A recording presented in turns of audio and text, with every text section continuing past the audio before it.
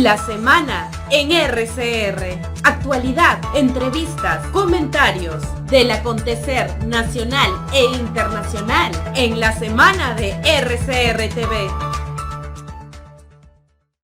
Seguimos en la semana en RCR, Red de Comunicación Regional. Como es habitual, agradecer a las estaciones de radio, estaciones de televisión que nos permiten ingresar a distintos puntos en el territorio nacional. Y le damos la bienvenida a César Zamora Bento, economista, analista político en nuestra secuencia Don C, ¿no? Como siempre, agradecerle la amabilidad que tiene con RCR, Red de Comunicación Regional. César, qué gusto saludarte, muy amable, ¿cómo estás? Muy buenos días, José. Qué bueno volverte a ver después de una semana. Después de una semana donde hubo muchas novedades, ¿no? Esta semana se ha presentado el informe de la Comisión Interamericana de Derechos Humanos sobre el caso de Perú. Y yo sé que tú tienes algunas apreciaciones, ¿no? ¿Cuáles son esas observaciones? Si rescatas algo positivo o más negativo del informe de la Comisión. A ver, me he tomado la molestia de leer las 113 páginas y 296 ítems de este informe. Y lo primero que me saltó a la memoria es un libro que yo leí hace un par de años de George Orwell, que se llama 1984. Lo escribió en 1948, proyectándose a lo que sería un mundo comunista. Y había un ministerio que se llama, y que lo relata bien, el Ministerio de la Verdad. Y en el Ministerio de la Verdad se ocupaban de tergiversar precisamente la verdad. O sea, los hechos que ocurrían lo presentaban de una manera que eran totalmente contrarios y eso era lo que transmitían a la población, confundiéndola y engañándola. Entonces, yo he leído este informe, José, y eso es la impresión que he sentido, que han manipulado la verdad de manera muy escandalosa. Las personas que están ahí obviamente tienen un sesgo ideológico bien marcado y lo que nos quieren decir en otras palabras, en cada uno de esos 296 ítems, es que el Estado peruano es el responsable de toda la situación, pérdida de vidas, convulsión social, pérdidas económicas, destrucción de los bienes públicos y privados, y que los manifestantes pues tenían un ejercicio de la protesta con todos los derechos consagrados en las leyes peruanas e internacionales. Entonces, esa es la primera impresión que me da, que es un documento muy sesgado en cuanto a ideologías y que no sancionan a los actores que provocan la violencia, ni siquiera los que están entre bambalinas. A ninguno de los que han estado entre bambalinas provocando estas movilizaciones y esta destrucción los ha mencionado. Solamente hay dos actores. Una población que protesta, y muchas veces con violencia, y el Estado peruano. No pones al actor principal, que somos nosotros los ciudadanos, que queremos que el Estado nos proteja contra actos bárbaros como lo que hemos acontecido. O sea, no nos consideran a nosotros los ciudadanos que queremos paz, que queremos desarrollo, que queremos progreso. Entonces, esa es la primera impresión que yo tengo, José. Ahora, ¿tú consideras que la principal omisión es no poner en el informe, primero, la situación real que vivía el país, por un lado, y segundo, también las exigencias de un sector de la ciudadanía? Para ti es una de las principales omisiones. No, las exigencias de la ciudadanía o parte de la ciudadanía son razonables. Ese no es el gran problema. El problema son los derechos humanos que para esta comisión son los que se han vulnerado cuando el Estado ha hecho ejercicio de sus facultades para precisamente defendernos a nosotros, los que creemos en un país que busca el desarrollo y el progreso, y no nos incluyen en ese informe. Esa es una omisión, no nos incluyen. La principal omisión es que no incluyen a la población que ha sido protegida por el Estado peruano.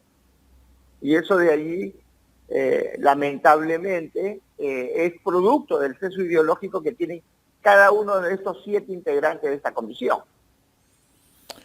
Ahora, César, ayer el semanario Hilleran en sus 13 da a conocer una serie de documentos que son observaciones planteadas por el gobierno al informe preliminar de la Comisión Interamericana de Derechos Humanos. Hace 3 días yo conversaba desde Washington con el representante del Perú ante la Organización de Estados Americanos, el embajador Gustavo Adriancén, y en efecto él me confirmaba que hubo una primera entrega preliminar de este informe. Inmediatamente el gobierno planteó las observaciones, que es parte de cómo se establecen esta publicación de informes y cómo se comunica a los estados correspondientes. 178 observaciones. Ayer el semanario Hilleran en su 13 da a conocer que estas observaciones planteadas por el gobierno de Dina Boluarte atribuyen como uno de los puntos principales la responsabilidad de los presuntos excesos extrajudiciales o violatorios a la Policía Nacional y las Fuerzas Armadas. Me gustaría conocer tu opinión. Sé que has leído de una manera muy meticulosa este informe, entonces sería conveniente, teniendo, ¿no?, esas variables, conocer una opinión tuya, ¿no? Mira, en el informe hace mención de que se entregó la versión, digamos, la versión beta, el preliminar, y el Estado peruano dio sus observaciones.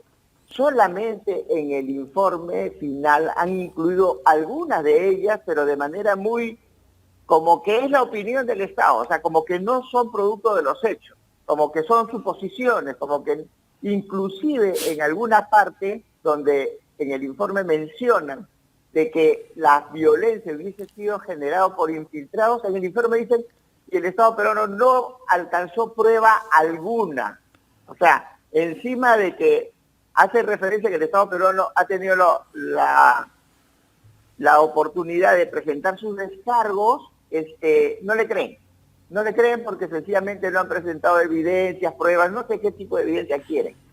En cuanto al informe de Hillebrand en su 13, bueno, Hillebrand en su 13 ya sabemos hacia dónde apunta, ¿no? Él siempre apunta hacia donde está esta corriente que desprestigia a los estados, porque de eso es lo que Hillebrand en sus 13, ese no sé, semanario, vive, ¿no? Entonces, yo le, si bien es cierto, hace referencia de unos hechos ciertos, siempre tergiversa el fondo esencial del mensaje. Es bien penoso, José, que la comisión, que la comisión siempre esté tratando de llevar un mensaje contra los estados que hacen ejercicio de su monopolio de la fuerza para poner orden y protegernos precisamente a aquellos que queremos el desarrollo. El otro tema que también a media semana la propia presidenta de la República, Dina Boluarte, adelantaba que ya en las recomendaciones planteadas por el informe de la comisión ya se estaban aplicando en el gobierno, ¿no? Y específicamente en el caso de Puno, ¿no? Pero la gran pregunta que a veces uno se hace, ¿no? Un informe que está siendo cuestionado por el Estado, un informe que para el gobierno tiene claro sesgo político, esto lo ha dicho el propio presidente del Consejo de Ministros, ¿no? Ya lo ha reiterado en varias oportunidades, en las últimas entrevistas que ha concedido a distintos medios en nuestro país. Entonces, ¿de qué manera, o sea, asumimos compromisos cuando tenemos serias observancias sobre este informe de la comisión?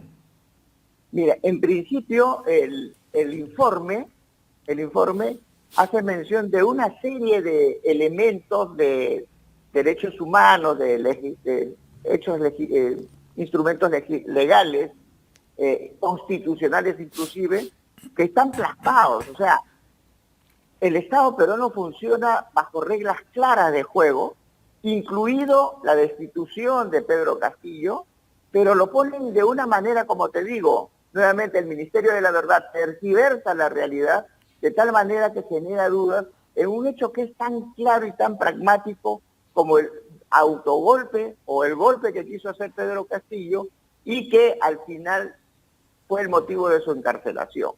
Entonces, hay protocolos para intervenir ante manifestaciones pacíficas, ante intervenciones violentas. Todo está escrito. Que se hayan producido las muertes habría que investigar, pero en el informe ya lo dan por hecho que ha sido la policía. Ya dan por hecho que el balazo en el tórax de fulano de tal provino de un arma de la fuerza del orden, y eso está en investigación. Yo, digamos, ese documento, ya entrando un poco más en razón y en calma, y buscando la mejor forma de protegernos de organismos como la Comisión, porque hay que protegernos de ese organismo, así como hay que protegernos de la Corte, así como que hay que protegernos de la Organización de Estados Americanos.